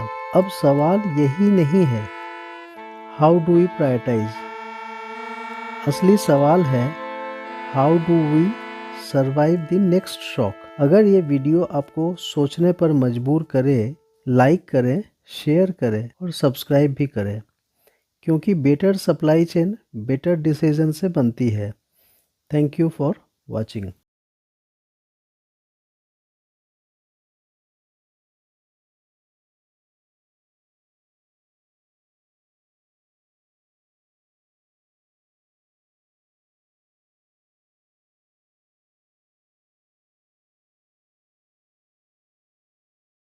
ये कहानी एक एयरप्लेन की नहीं है, ये कहानी एक डिसीज़न है। एक ऐसा डिसीज़न कि जिसमें दुनिया की सबसे बड़ी एरोस्पेस कंपनी ने सोचा कि वो सिर्फ टेक्नोलॉजी नहीं बल्कि पूरी एयरक्राफ्ट मेकिंग फ़िलॉसफी बदल देगी। बोइंग 787 ड्रीमलाइनर को जब लॉन्च किया गया तो एविएशन इंडस्ट्री ने इसे फ्यूचर का सिंबल माना। लाइटर मटेरियल, कम फ्यूल बर्न, लॉन्ग रेंज और पैसेंजर कंफर्ट का नया बेंचमार्क। लेकिन जो किसी ने नहीं देखा वो ये था कि कॉकपिट के पीछे, विंग्स के नीचे और फॉल्स लेक के अंदर एक ऐसा सप्लाई चेन एक्सपेरिमेंट चल रहा था जो कंट्रोल के बाहर जा सकता था। ये कहानी है एम्बिशन की, ओवर कॉन्फिडेंस की और उस पल की जब बोइंग को समझ आया कि सप्लाई चेन सिर्फ कॉस्ट का गेम नहीं होता, ये सर्वाइवल का गेम होता है। एविएशन इंडस्ट्री का प्रेशर। 2000 के बाद एविएशन इंडस्ट्री बदल रही थी। फ्यूल प्राइसेस अनस्टेबल थे, एयरलाइंस प्रॉफिट मार्जिन के लिए फाइट कर रही थी और एयरबस एग्रेसिवली नए मॉडल्स के साथ मार्केट कैप्चर कर रहा था। एयरबस A320 और A330 जैसे एयरक्राफ्ट एयरलाइंस को एक सिंपल मैसेज दे रहे थे, fuel efficiency is the future. Boeing के पास चॉइस कम थी। अगर उन्हें मार्केट लीडर रहना था तो उन्हें कुछ रेडिकल करना ही पड़ेगा। इसी प्रेशर के पीछे 787 ड्रीमलाइनर का कॉन्सेप्ट पैदा हुआ। एक ऐसा एयरक्राफ्ट जो पॉइंट टू पॉइंट ट्रैवल को एनेबल करे, जिससे airlines hub and spoke model से बाहर निकल सके। लेकिन बोइंग के लीडर्स ने यहीं पर एक और डिसीजन लिया। सिर्फ एयरक्राफ्ट ही नहीं बल्कि उसको बनाने के तरीके भी बदल दिए जाएं। Traditional Boeing model versus 787 model. Historically Boeing का मॉडल सिंपल था। क्रिटिकल डिज़ाइन और इंटीग्रेशन बोइंग के हाथ में। सप्लायर सिर्फ कंपोनेंट बनाते थे। बोइंग हर बोल्ट, हर सिस्टम और हर इंटरफेस को डीपली कंट्रोल करता था। लेकिन 787 के केस में बोइंग ने सोचा कि ये मॉडल स्लो और महंगा है। न्यू अप्रोच ये था कि टायर 1 सप्लायर्स को पार्टनर्स बनाया जाए। ये पार्टनर सिर्फ पार्ट्स नहीं बल्कि पूरी एयरक्राफ्ट सेक्शन डिज़ाइन और मैन्युफैक्चर करेंगे। विंग्स जापान में, फ्यूजलेज इटली और साउथ कैरोलिना में, लैंडिंग गियर और सिस्टम दुनिया के अलग अलग कोने में। बोइंग का रोल सिर्फ फाइनल असेंबली और ब्रांडिंग तक लिमिटेड हो गया। पेपर पर यह एक मास्टर स्ट्रोक लग रहा था। रिस्क डिस्ट्रीब्यूट हो रहा था, इन्वेस्टमेंट कम हो रही थी और डेवलपमेंटल टाइम थ्योरेटिकली हाफ हो सकता था। लेकिन एरोस्पेस में थ्योरी और रियलिटी के बीच का गैप बहुत महंगा होता है। सप्लाई चेन कॉम्प्लेक्सिटी का अंदाज़ा गलत। बोइंग ने एक बड़ी गलती यहाँ की। उन्होंने एज्यूम कर लिया कि उनके सप्लायर्स भी बोइंग जैसे ही प्रोसेस मैच्योरिटी और सिस्टम डिसिप्लिन रखते होंगे। रियलिटी ये थी कि कई टायर 1 सप्लायर पहले कभी इतनी हाई इंटीग्रेशन रिस्पॉन्सिबिलिटी नहीं संभाल चुके थे। उनके नीचे टायर 2 और टायर 3 सप्लायर्स थे जिनके ऊपर बोइंग का ज़ीरो विजिबिलिटी थी। इंजीनियरिंग चेंजेस सप्लायर के बीच डिले हो रहे थे, क्वालिटी डॉक्यूमेंटेशन इनकम्प्लीट थी और कॉन्फ़िगरेशन कंट्रोल लगभग नॉन एग्जिस्टेंस हो चुका था। बोइंग को लग रहा था कि सब कुछ प्लान के मुताबिक चल रहा है, जबकि ग्राउंड लेवल पर केओस क्वाइटली ग्रो हो रहा था। ये वही स्टेज होता है जहां सप्लाई चेन फेलियर्स सबसे डेंजरस होते हैं, जब वो दिखते नहीं पर बिल्ड होते रहते हैं। ट्रैवल्ड वर्क और सिस्टमिक फेलियर। जब बोइंग के इंजीनियर्स ने सप्लायर्स के प्लांट विजिट करने शुरू किए, उन्होंने जो देखा वो अलार्मिंग था। एयरक्राफ्ट सेक्शन जो रेडी टू इंस्टॉल होने चाहिए थे वो इनकम्प्लीट थे, वायरिंग मिसिंग थी, फास्टनर्स लगे नहीं थे और कई जगह टेम्पररी फिक्सेस यूज़ हो रहे थे। बोइंग इंटरनली ट्रैवल्ड वर्क कह रहा था, यानी वो काम जो सप्लायर को करना चाहिए था वो अनफिनिश्ड स्टेट में बोइंग के पास आ रहा था। ये सिर्फ क्वालिटी का इशू नहीं था, ये एक वार्निंग थी कि सप्लाई चेन अकाउंटेबिलिटी टूट चुकी है। बोइंग को अपने ही इंजीनियर्स को सप्लायर्स के फैक्ट्री में भेजना पड़ा ताकि वो बेसिक असेंबली और इंटीग्रेशन इश्यूज फिक्स कर सके। इस पॉइंट पर बोइंग इफ़ेक्टिवली अपनी ही सप्लाई चेन को रेस्क्यू कर रहा था। डिलेज का सिलसिला और डोमिनो इफेक्ट। 787 के सप्लाई चेन टाइटली इंटरकनेक्टेड था। एक सप्लायर की डिले पूरे सिस्टम को डिले कर देती थी। विंग्स लेट हुई तो फ्यूजलेग इंटीग्रेशन रुक गया, फ्यूजलेग लेट हुई तो फाइनल असेंबली स्टॉल हो गई और फाइनल असेंबली रुकी तो एयरलाइंस को डिलीवरी नहीं मिली। बोइंग ने पहले डिले अनाउंस किया, फिर दूसरा, फिर तीसरा। हर अनाउंसमेंट के साथ इन्वेस्टर कॉन्फिडेंस गिरता गया और एयरलाइंस का प्रेशर बढ़ता गया। 2007 से लेके 2011 तक फर्स्ट डिलीवरी कंटिन्यूअसली पोस्टपोन्ड होती रही। इस दौरान बोइंग $1 बिलियन बर्न कर रहा था। पेनल्टीज, रीवर्क्स, ओवरटाइम और इमरजेंसी सप्लायर बेल आउट पर। सप्लाई चेन को जो रिस्क बोइंग ने डिस्ट्रीब्यूट करना चाहा था, वही रिस्क एक सेंट्रलाइज्ड डिजास्टर बन गया। सप्लायर्स को खरीदना, डैमेज कंट्रोल। सिचुएशन इतना बिगड़ चुकी थी कि बोइंग के पास एक ही ऑप्शन बचा, कंट्रोल वापस लेना।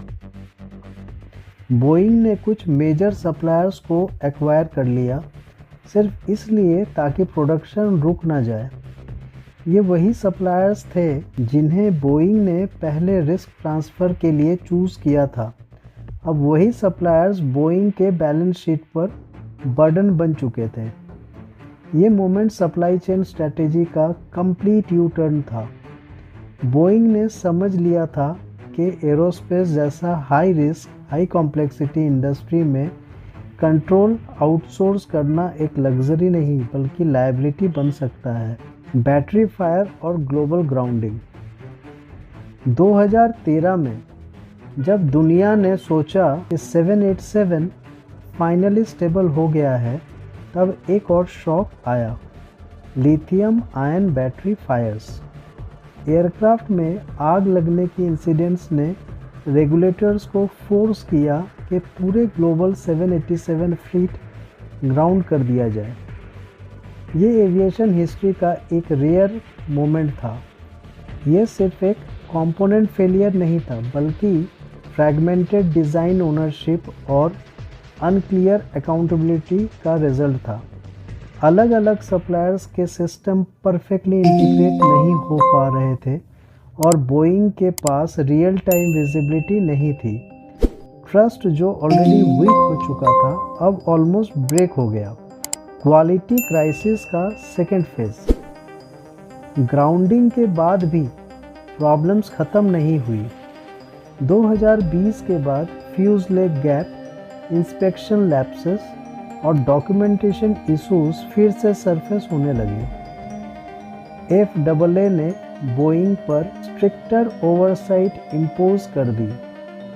787 डिलीवरीज फिर से हॉल्ट हो गई। इस बार सालों के लिए ये क्लियर हो चुका था कि सप्लाई चेन इश्यूज सिर्फ स्टार्टअप फेज तक लिमिटेड नहीं थे, ये कल्चरल और स्ट्रक्चरल प्रॉब्लम बन चुके थे। क्वालिटी को जब सप्लाई चेन के एंड पर इंस्पेक्ट किया जाता है तो अक्सर देर हो चुकी होती है, और 787 इसका परफेक्ट एग्जाम्पल था। असली कॉस्ट पैसा, टाइम और ट्रस्ट। बोइंग ने इनिशियली 787 के लिए 6 बिलियन USD का एस्टिमेट किया था। फाइनल कॉस्ट 32 बिलियन USD से भी ज़्यादा चली गई। लेकिन पैसा ही सब कुछ नहीं होता। बोइंग ने अपनी रेपुटेशन का भी बड़ा हिस्सा लूज़ किया, रेगुलेटर्स के सामने, एयरलाइंस के सामने और पब्लिक के सामने। एरोस्पेस इंडस्ट्री में ट्रस्ट एक इनविजिबल करेंसी होती है। एक बार वो लूज़ हो गई तो वापस पाना सबसे मुश्किल होता है।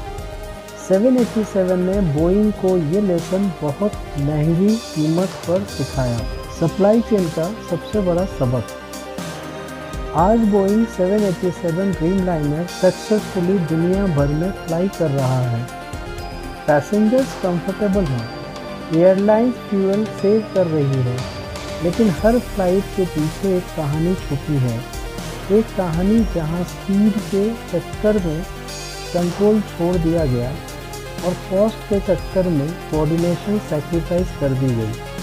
787 का फेलियर इंजीनियरिंग का नहीं था, ये फेलियर था सप्लाई चेन गवर्नेंस का। ये रिमाइंडर है कि कॉम्प्लेक्स सिस्टम को सिर्फ स्मार्ट डिज़ाइन नहीं बल्कि डिसिप्लिन एग्जीक्यूशन चाहिए होता है।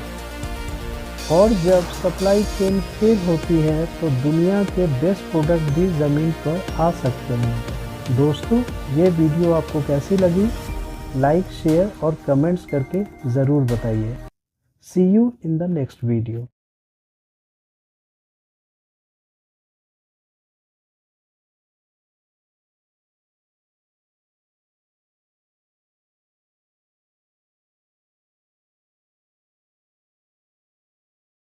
ये कहानी एक एयरप्लेन की नहीं है, ये कहानी एक डिसीज़न है। एक ऐसा डिसीज़न कि जिसमें दुनिया की सबसे बड़ी एरोस्पेस कंपनी ने सोचा कि वो सिर्फ टेक्नोलॉजी नहीं बल्कि पूरी एयरक्राफ्ट मेकिंग फ़िलॉसफी बदल देगी। बोइंग 787 ड्रीमलाइनर को जब लॉन्च किया गया तो एविएशन इंडस्ट्री ने इसे फ्यूचर का सिंबल माना। लाइटर मटेरियल, कम फ्यूल बर्न, लॉन्ग रेंज और पैसेंजर कंफर्ट का नया बेंचमार्क। लेकिन जो किसी ने नहीं देखा वो ये था कि कॉकपिट के पीछे, विंग्स के नीचे और फॉल्स लेक के अंदर एक ऐसा सप्लाई चेन एक्सपेरिमेंट चल रहा था जो कंट्रोल के बाहर जा सकता था। ये कहानी है एम्बिशन की, ओवर कॉन्फिडेंस की और उस पल की जब बोइंग को समझ आया कि सप्लाई चेन सिर्फ कॉस्ट का गेम नहीं होता, ये सर्वाइवल का गेम होता है। एविएशन इंडस्ट्री का प्रेशर। 2000 के बाद एविएशन इंडस्ट्री बदल रही थी। फ्यूल प्राइसेस अनस्टेबल थे, एयरलाइंस प्रॉफिट मार्जिन के लिए फाइट कर रही थी और एयरबस एग्रेसिवली नए मॉडल्स के साथ मार्केट कैप्चर कर रहा था। एयरबस A320 और A330 जैसे एयरक्राफ्ट एयरलाइंस को एक सिंपल मैसेज दे रहे थे, fuel efficiency is the future. Boeing के पास चॉइस कम थी। अगर उन्हें मार्केट लीडर रहना था तो उन्हें कुछ रेडिकल करना ही पड़ेगा। इसी प्रेशर के पीछे 787 ड्रीमलाइनर का कॉन्सेप्ट पैदा हुआ। एक ऐसा एयरक्राफ्ट जो पॉइंट टू पॉइंट ट्रैवल को एनेबल करे, जिससे airlines hub and spoke model से बाहर निकल सके। लेकिन बोइंग के लीडर्स ने यहीं पर एक और डिसीजन लिया। सिर्फ एयरक्राफ्ट ही नहीं बल्कि उसको बनाने के तरीके भी बदल दिए जाएं। Traditional Boeing model versus 787 model. Historically Boeing का मॉडल सिंपल था, क्रिटिकल डिज़ाइन और इंटीग्रेशन बोइंग के हाथ में। सप्लायर सिर्फ कंपोनेंट बनाते थे। बोइंग हर बोल्ट, हर सिस्टम और हर इंटरफेस को डीपली कंट्रोल करता था। लेकिन 787 के केस में बोइंग ने सोचा कि ये मॉडल स्लो और महंगा है। न्यू अप्रोच ये था कि टायर 1 सप्लायर्स को पार्टनर्स बनाया जाए। ये पार्टनर सिर्फ पार्ट्स नहीं बल्कि पूरी एयरक्राफ्ट सेक्शन डिज़ाइन और मैन्युफैक्चर करेंगे। विंग्स जापान में, फ्यूज़लेज इटली और साउथ कैरोलिना में, लैंडिंग गियर और सिस्टम दुनिया के अलग अलग कोने में। बोइंग का रोल सिर्फ फाइनल असेंबली और ब्रांडिंग तक लिमिटेड हो गया। पेपर पर यह एक मास्टर स्ट्रोक लग रहा था। रिस्क डिस्ट्रीब्यूट हो रहा था, इन्वेस्टमेंट कम हो रही थी और डेवलपमेंटल टाइम थ्योरेटिकली हाफ हो सकता था। लेकिन एरोस्पेस में थ्योरी और रियलिटी के बीच का गैप बहुत महंगा होता है। सप्लाई चेन कॉम्प्लेक्सिटी का अंदाज़ा गलत। बोइंग ने एक बड़ी गलती यहाँ की। उन्होंने एज्यूम कर लिया कि उनके सप्लायर्स भी बोइंग जैसे ही प्रोसेस मैच्योरिटी और सिस्टम डिसिप्लिन रखते होंगे। रियलिटी ये थी कि कई टायर 1 सप्लायर पहले कभी इतनी हाई इंटीग्रेशन रिस्पॉन्सिबिलिटी नहीं संभाल चुके थे। उनके नीचे टायर 2 और टायर 3 सप्लायर्स थे जिनके ऊपर बोइंग का ज़ीरो विजिबिलिटी थी। इंजीनियरिंग चेंजेस सप्लायर के बीच डिले हो रहे थे, क्वालिटी डॉक्यूमेंटेशन इनकम्प्लीट थी और कॉन्फ़िगरेशन कंट्रोल लगभग नॉन एग्जिस्टेंस हो चुका था।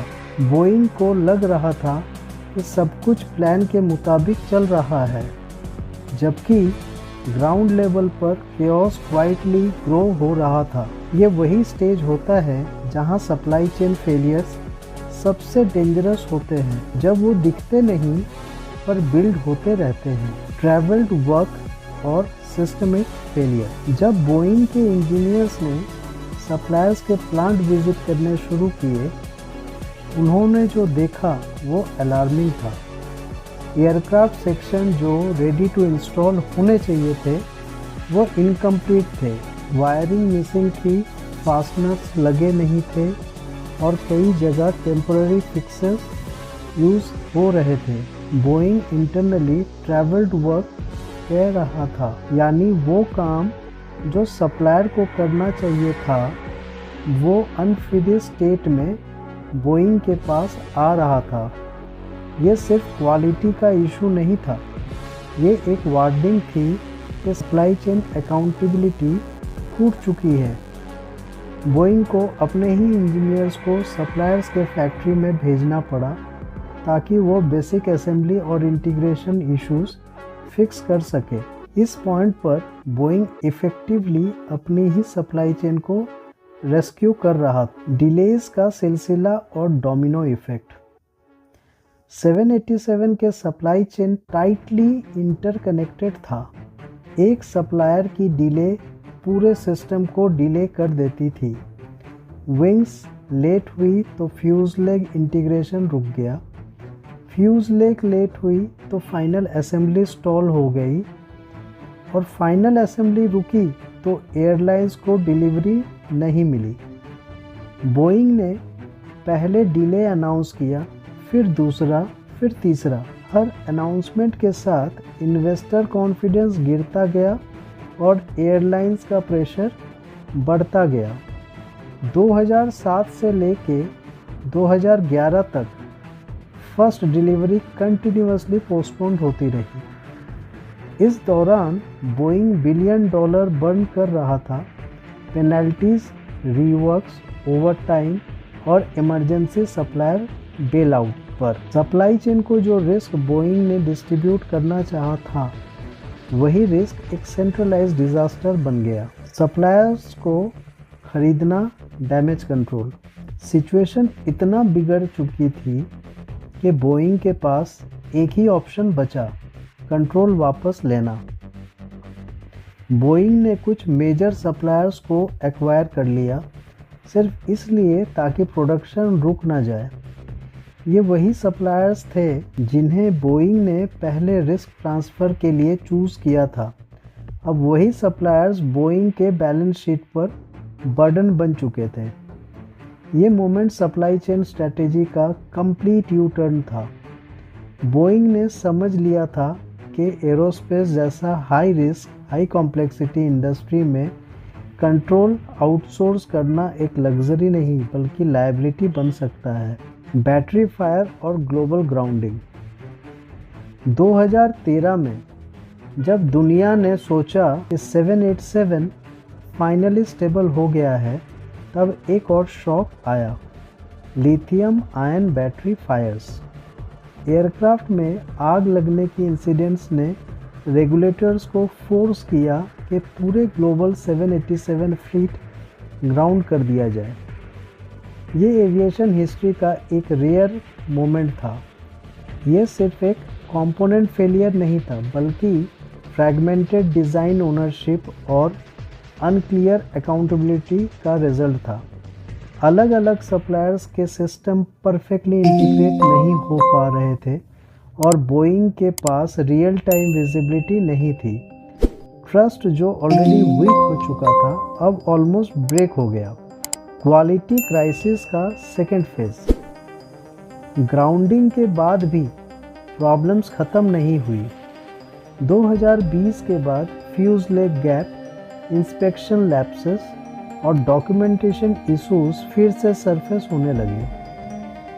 FAA ने बोइंग पर स्ट्रिक्टर ओवरसाइट इम्पोज कर दी। 787 डिलीवरीज फिर से हॉल्ट हो गई। इस बार सालों के लिए ये क्लियर हो चुका था कि सप्लाई चेन इश्यूज सिर्फ स्टार्टअप फेज तक लिमिटेड नहीं थे, ये कल्चरल और स्ट्रक्चरल प्रॉब्लम बन चुके थे। क्वालिटी को जब सप्लाई चेन के एंड पर इंस्पेक्ट किया जाता है तो अक्सर देर हो चुकी होती है और 787 इसका परफेक्ट एग्जाम्पल था। असली कॉस्ट, पैसा, टाइम और ट्रस्ट। बोइंग ने इनिशियली 787 के लिए $6 बिलियन का एस्टिमेट किया था। फाइनल कॉस्ट $32 बिलियन से भी ज़्यादा चली गई। लेकिन पैसा ही सब कुछ नहीं होता। बोइंग ने अपनी रेपुटेशन का भी बड़ा हिस्सा लूज़ किया। रेगुलेटर्स के सामने, एयरलाइंस के सामने और पब्लिक के सामने। एरोस्पेस इंडस्ट्री में ट्रस्ट एक इनविजिबल करेंसी होती है। एक बार वो लूज़ हो गई तो वापस पाना सबसे मुश्किल होता है। 787 ने बोइंग को ये लेसन बहुत महंगी कीमत पर सिखाया। सप्लाई चेन का सबसे बड़ा सबक। आज बोइंग 787 ड्रीमलाइनर सक्सेसफुली दुनिया भर में फ्लाई कर रहा है। पैसेंजर्स कंफर्टेबल हैं, एयरलाइंस फ्यूल सेव कर रही है, लेकिन हर फ्लाइट के पीछे एक कहानी छुपी है। एक कहानी जहां स्पीड के चक्कर में कंट्रोल छोड़ दिया गया और कॉस्ट के चक्कर में कोऑर्डिनेशन सैक्रिफाइस कर दी गई। 787 का फेलियर इंजीनियरिंग का नहीं था, ये फेलियर था सप्लाई चेन गवर्नेंस का। ये रिमाइंडर है कि कॉम्प्लेक्स सिस्टम को सिर्फ स्मार्ट डिज़ाइन नहीं बल्कि डिसिप्लिन एग्जीक्यूशन चाहिए होता है।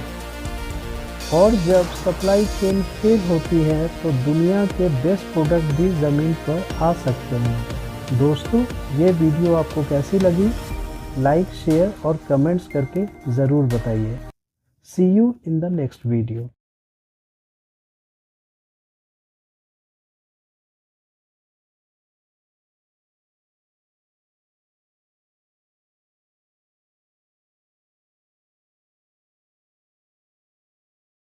सोचो एक सिंपल सवाल, अगर कल सुबह एक और ग्लोबल डिसरप्शन आ जाए, पोर्ट बंद, वार एस्केलेट, साइबर अटैक या फ्यूल प्राइसेस शूट अप, तो कौन सरवाइव करेगा?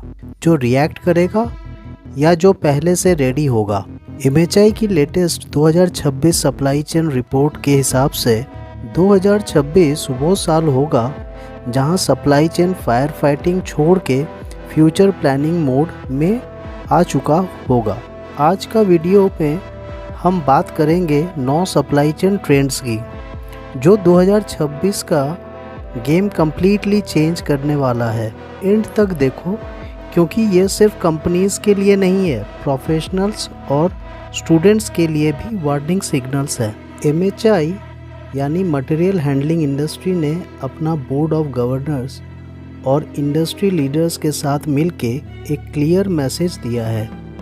2026 में सप्लाई चेन का गोल सिर्फ कॉस्ट कटिंग नहीं होगा, गोल होगा रेजिलियंस, इंटेलिजेंस और स्पीड। MHI के CEO जॉन पैक्सटन के वर्ड्स में सप्लाई चेन अब डिसरप्शन का वेट नहीं कर रही, वो डिसरप्शन को प्रेडिक्ट कर रही है। मतलब जो कंपनी फ्यूचर का डेटा आज यूज़ करेगी वही कल सरवाइव करेगी। अब चलो एक एक करके ट्रेंड समझते हैं। सबसे पहला ट्रेंड है वर्कफोर्स और टैलेंट गैप। सबसे बड़ा प्रॉब्लम टेक्नोलॉजी नहीं है, सबसे बड़ा प्रॉब्लम है लोग। AI आ रहा है, ऑटोमेशन आ रही है, लेकिन कंपनीज़ के पास उन टूल्स को चलाने वाले लोग कम पड़ रहे हैं। ट्रेडिशनल सप्लाई चेन रोल्स अब काफ़ी नहीं हैं। 2026 का सप्लाई चेन प्रोफेशनल डेटा समझता है, AI टूल यूज़ करता है, ऑपरेशंस और टेक दोनों बोलता है। इसलिए कंपनीज रीस्किलिंग पे हेवी इन्वेस्टमेंट कर रही है। Training, cross functional teams, innovation culture, क्योंकि बिना राइट टैलेंट बेस्ट टेक्नोलॉजी भी बेकार है। दूसरा ट्रेंड AI और रियल टाइम डेटा। ये ट्रेंड सबसे पावरफुल है। MHI क्लियर बोलता है AI अब नाइस टू हैव नहीं, मस्ट हैव है। कंपनीज AI का यूज़ कर रही है डिमांड फोरकास्ट करने के लिए। कंपनीज AI का यूज़ कर रही है डिमांड फोरकास्ट करने के लिए, सप्लायर रिस्क पहले डिटेक्ट करने के लिए, रियल टाइम डिसीजन लेने के लिए। जेनरेटिव AI से कंपनीज ये तक सिमुलेट कर रही है अगर ये सप्लायर कल फेल हो गया तो इम्पैक्ट क्या होगा। 2026 में जो कंपनी डेटा को फास्ट समझेगी वो कंपनी को फास्ट सर्व करेगी। Simple rule, real time data यानी रियल वर्ल्ड एडवांटेज। तीसरा ट्रेंड ऑटोमेशन और इमर्जिंग टेक है। ऑटोमेशन का मतलब अब सिर्फ मशीन नहीं है, अब मतलब है flexibility. Robots, automated warehouses, autonomous vehicles, ये सब इसलिए आ रहे हैं क्योंकि लेबर शॉर्टेज है, डिमांड अनप्रेडिक्टेबल हो चुकी है। ऑटोमेशन कंपनीज को ये पावर देता है कि वो डिमांड स्पाइक, लेबर क्राइसिस या डिसरप्शन के बाद भी चलती रहे। 2026 में जीत उसकी होगी जो फास्ट एडजस्ट कर पाएगी, नॉट सिर्फ फास्ट प्रोड्यूस करे। ट्रेंड नंबर चौथा, ट्रेड और टैरिफ। ग्लोबल ट्रेड का सीन और कॉम्प्लेक्स हो रहा है। Tariff, trade wars, political tensions सब सप्लाई चेन डिसीजन को डायरेक्टली हिट कर रहे हैं। इसलिए कंपनीज अब सिर्फ चीपेस्ट सप्लायर नहीं ढूंढ रही, वो ढूंढ रही है multiple suppliers, nearby suppliers, politically safer region. Reshoring और नियर शोरिंग का ट्रेंड इसी वजह से स्ट्रॉन्ग हो रहा है। 2026 में कॉस्ट से ज़्यादा इम्पॉर्टेंट होगा रिस्क कंट्रोल। पांचवा ट्रेंड है अनसर्टेनिटी, इन्फ्लेशन और राइजिंग कॉस्ट। इकोनॉमिक अनसर्टेनिटी का इफेक्ट हर डिसीजन पे दिख रहा है। कुछ कंपनीज बोल रही है वेट करो, मार्केट क्लियर हो जाने दो। कुछ बोल रही है अभी एक्ट करो वरना कॉस्ट और बढ़ जाएगी। MHI वार्न करता है कि लॉन्ग टर्म इंस्टेबिलिटी एम्प्लॉयमेंट को हिट कर सकती है, कस्टमर डिमांड को स्लो कर सकती है और मार्केट कॉन्फिडेंस को शेक कर सकती है। 2026 का सर्वाइवल मंत्रा स्मार्ट स्पीड और फाइनेंशियल डिसिप्लिन। छठा ट्रेंड है साइबर सिक्योरिटी और रिस्क। जितना डिजिटल सप्लाई चेन होगी उतनी ही वल्नरेबल भी होगी। साइबर अटैक्स अब सिर्फ IT प्रॉब्लम नहीं रही। आज एक साइबर अटैक पूरी सप्लाई चेन को रोक सकती है। इसलिए companies strong cyber security framework बना रही है, सप्लायर के साथ डीपर ट्रस्ट बिल्ड कर रही है, डेटा प्रोटेक्शन को कॉन्ट्रैक्ट का पार्ट बना रही है। 2026 में ट्रस्ट ही करेंसी होगी। 7वां ट्रेंड है ई कॉमर्स और inventory pressure. Customer expectations permanently change हो चुकी है। Fast delivery, accurate tracking, zero excuses. इसका मतलब है real time inventory visibility, better demand planning और स्ट्रॉन्ग क्वालिटी कंट्रोल। 2026 में जो कंपनी बोलेगी स्टॉक नहीं मिला, वो कस्टमर खो देगी। ट्रेंड नंबर 8वां, एजिलिटी और रेजिलियंस। रेजिलियंस का मतलब ये नहीं है कि डिस्ट्रप्शन आएगी ही नहीं। रेजिलियंस का मतलब है जब डिस्ट्रप्शन आए, आप agile supply chains tech use करती है, टीम के बीच साइलोज टूटती है, प्लान ए के साथ प्लान बी और प्लान सी रेडी रखती है। 2026 में एजिलिटी सिर्फ प्रोटेक्शन नहीं है, कॉम्पिटिटिव एडवांटेज होगी। ट्रेंड 9वां, एनवायरमेंटल सस्टेनेबिलिटी। सस्टेनेबिलिटी अब ट्रेंड नहीं रही, स्ट्रैटेजी बन चुकी है। Electric vehicles, optimized routes, local fulfillment, ये सब एमिशन और कॉस्ट दोनों कम कर रहे हैं। लेकिन एक नया चैलेंज भी आ रही है। एआई और डेटा सेंटर बहुत एनर्जी और वाटर कंज्यूम करते हैं, इसलिए सस्टेनेबिलिटी टीम को अब टेक डिसीजन भी इवैल्यूएट करनी होंगी। 2026 का सस्टेनेबिलिटी इक्वेशन सिंपल नहीं होगा, लेकिन जो सॉल्व करेगा वही लीड करेगा। अगर इन सब ट्रेंड को एक लाइन में सम अप करें, 2026 उन कंपनीज का साल होगा जो फ्यूचर के लिए आज इन्वेस्ट कर रही है। People, data, technology, trust. Supply chain अब बैकबोन फंक्शन नहीं रही, ये बिजनेस का बैकबोन बन चुकी है। कमेंट में बताओ कौन सा ट्रेंड आपको सबसे ज़्यादा इम्पैक्टफुल लगा। वीडियो पसंद आया तो लाइक करो, सब्सक्राइब करो और मिलते हैं next deep dive supply chain case study.